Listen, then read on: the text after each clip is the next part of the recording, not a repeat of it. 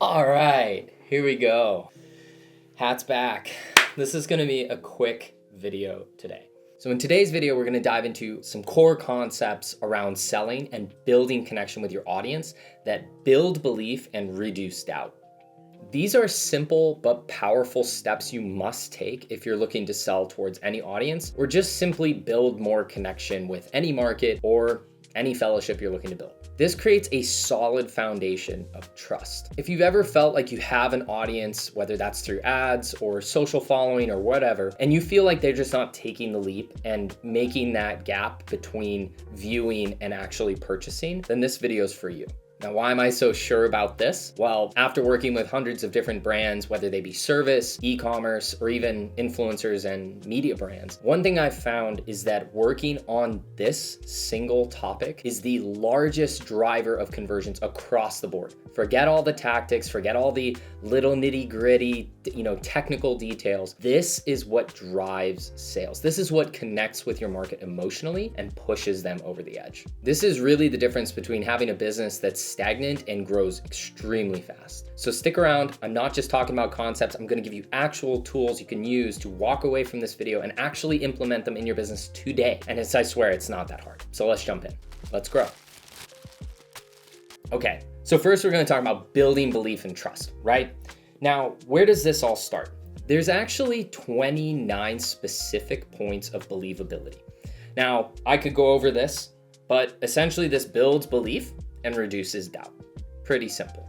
Now, there are many ways to look at these, but Aristotle's rhetoric is the core concept to all of it. So you have ethos, logos, and pathos. Character, logic, and emotion. Now, character is where you build status and authority. Now, I'm not gonna implore you yet to think about how we can do this. I just want you to consider these as topics. Logic is basically just reason and arguments. Emotion is that feeling and sympathy. Now, often we think of selling or marketing in general or building a brand, we have emotion and logic. But there is a little bit more to that, and that is your character. That is how we tie our founder's story, how we tie the whole message between why this was created and who created it into the emotion and logic. Whether that be on the market side, who they are and what their journey is, or who has created this and what its journey is, the product or the person that's created it. So we want to have a look at the persuasion triangle. This is basically just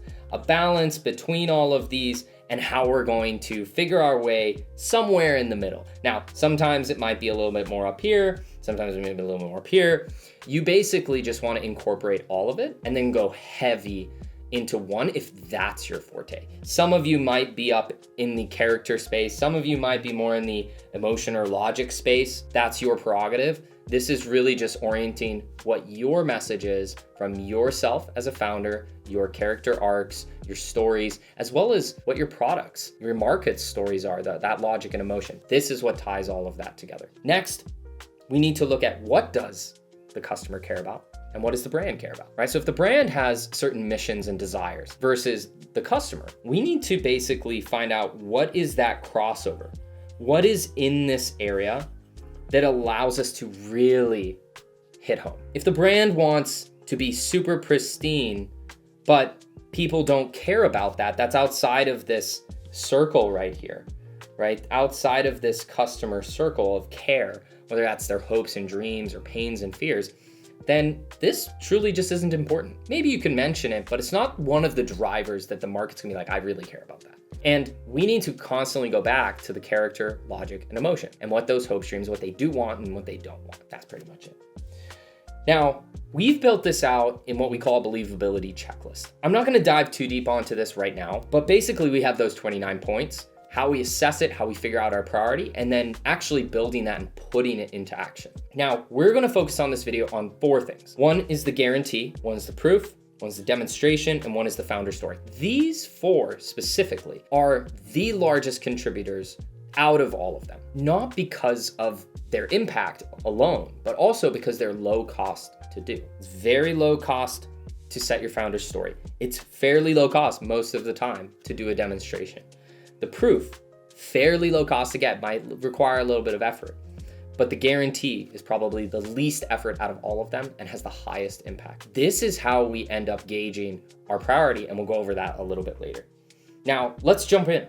What are the guarantees? Now, like I said, this is gonna be a quick video. We're not gonna dive too deep, but the three big ones that we look at are conditional guarantee. This is quite literally, if you do X and you still don't get Y, then we got you. That's pretty much it. There's some examples here, whether it be a pet brand, whether it be a blanket brand, or something like a nutritional supplement. There's a lot of ways to do this. Next, we have an anti-guarantee. Now, this one's about highlighting what you don't do and guaranteeing that. A lot of people will ignore what they don't do just because they feel weird about it, or they just don't feel comfortable being able to cover that. And all I'd say is you just need to call that out. Be honest about it, state what you do not do, and own it. Next up is the combo guarantee. Now, as it sounds, it's quite literally a combo between the two of those. So having something that's completely unconditional and then something that is conditional. And I like tweaking in an anti-guarantee into the non-conditional. So we like saying, you have, let's say 14 days. If you don't like it, you get your money back. But if you stick around for 90 days and you still don't achieve this one thing, then we'll give you a refund, or then we'll work for free until you achieve it, or we'll put in extra effort, or you get this thing. Those are really good ways to put guarantees into action that also show that, hey, listen, we get it. Some people just don't like what they see or what they've experienced, and that's cool, but we can't offer that forever. That's why 14 days is really nice. Depending on your niche, you're gonna tweak that for yourself. But layer a 30-day unconditional guarantee with a 90-day condition. That's my favorite. And this helps you understand the desired outcome with the risk, speed, and effort. And this is pretty important. We'll go over it in another video, but there is a specific equation to creating a really, really powerful offer, whether that's signing up to a newsletter or buying a product or hiring you for a service. It doesn't really matter. It's just all dependent on what you are selling, but also what the market wants. And tailoring that in, you basically pull these little levers that really pull on the emotions, logic, and character. That's it. So what we want to look at next is proof. Proof is highly underrated. I think what you'd find is that a lot of brands do this without realizing they do it. So proof, the most obvious examples are testimonials. Now, I don't want you to get this misconstrued with another topic like reviews or UGC. This is quite literally someone verbally, camera in hand or on an interview or something, stating what their experience has been and referring someone via video. It's a testimonial. It's their testimony as to their experience. Now, a lot of brands will do this very much about like, what do you think of us? What do you think of us? When in reality, testimonials are not about you. They are about your customer. Always remember that. The next would be reviews. This is quite simply how much out of 10 do you have? How much out of 5 stars, whatever it is. And they're quite literally just text. That's it. Nothing complicated, relatively easy to get, but highly underrated. Most people don't actually take the steps in trying to gather these or don't set up the automated systems to do it. So go do it. The next would be UGC. Now this is very similar to a testimonial, except for it is almost always contributed from the user on their own, without any calling, without any interview, none of that. And these are great examples. A good company, a hearing aid company, Audi Hearing, does this. They're right here. Another one, Huel, they build a community and show the images from their tagged images. These are a few ways that you can do it. As you'll see, they also tie in the reviews on these images. So that's also a really great way to do it. But including more and more proof of people actually use this product, or people have had success with this service, or they really loved the newsletter, or they really loved just following you, whatever it might be. Maybe they're participating or reenacting content that you've created, and that's part of your campaign. It can be anything, but including that and showing how many people participate is key. Next is befores and afters. We want to look at this in every product and service, whether it's construction, where they didn't have a driveway before and now they do, whether it's a home renovation, whether it's a yoga flexibility course, it could be anything. Befores and afters are key. And one very simple way that we can do this is not even with imagery, but just comparing to what you had before, a traditional bath mat versus a bath stone bath mat. And this is, in a sense, comparing to the market, but you're also not directly comparing it to a company. You're comparing it to the general thing. So the before and the after. Now, another one is science. Now, not everyone can do this, but even if, let's say, you're in comedy and you want to push out more content and have a website, you can even poke fun at a lot of these and say, having this app or having this shirt is going to make you 25% sexier, or you'll get a date on the first day in the first 24 hours. That kind of stuff is more humorous and lines in with your brand and is probably less desired or necessary for the market to take an action. But for the brands that are, or individuals that have a service that, let's say, they're improving water filtration, or they're improving heat in a home, or maybe it's they have a product that filters water. There you go. Take your stats, as many as you can get, and really tie that in. Lark is a really good example of this.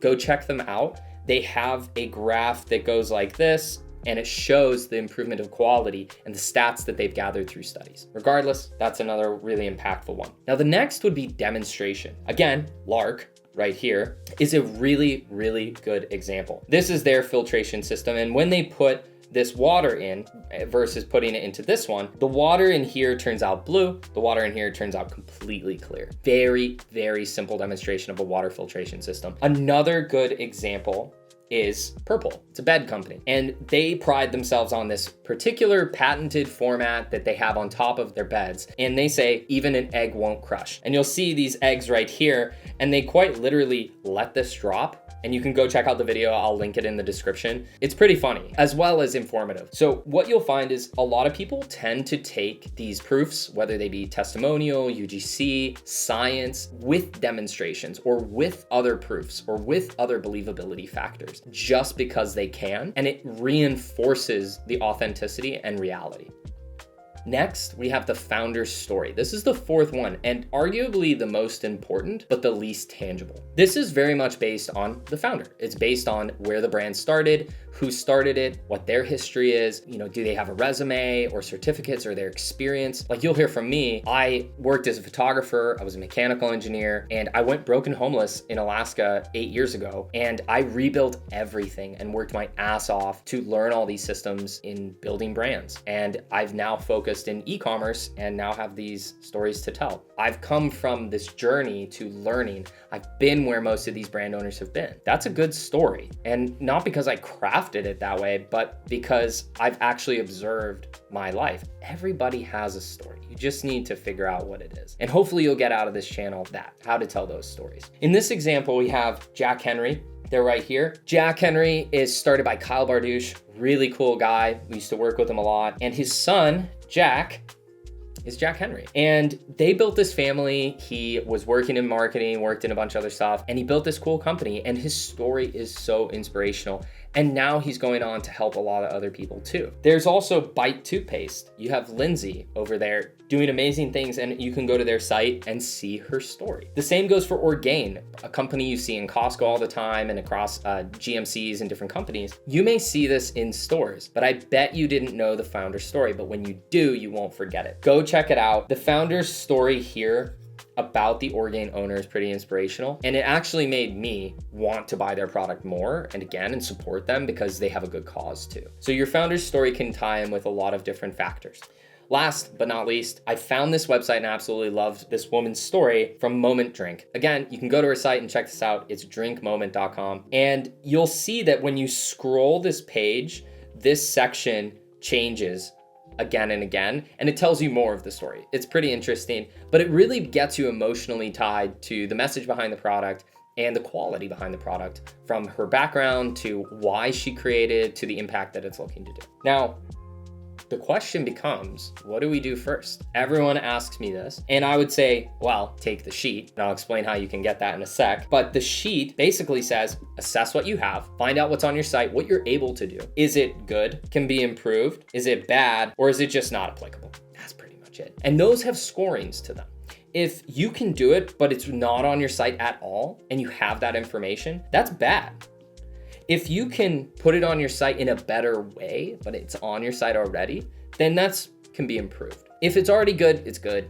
You know it. It's as best as it can be. And if it's not applicable, if it's, for example, science and you're selling something in fashion, or it's a audio product that is just purely entertainment, then maybe you don't want to tie in science. That's okay. Not applicable. Next, you want to take the impact and the cost of doing those things. How impactful is doing a guarantee? How impactful is stating your awards or the amount of customers you have and all these different believability factors? And then again, how much does it cost? For example, authority figures might be extremely costly, but it's highly impactful. So it's a balance of what is the easiest and most impactful and what is the least impactful and most expensive. That's gonna be the last one you do. Now, depending on how the state is on your site, that'll also depend what your priority is. But once you figure that out, you're gonna be on a roll.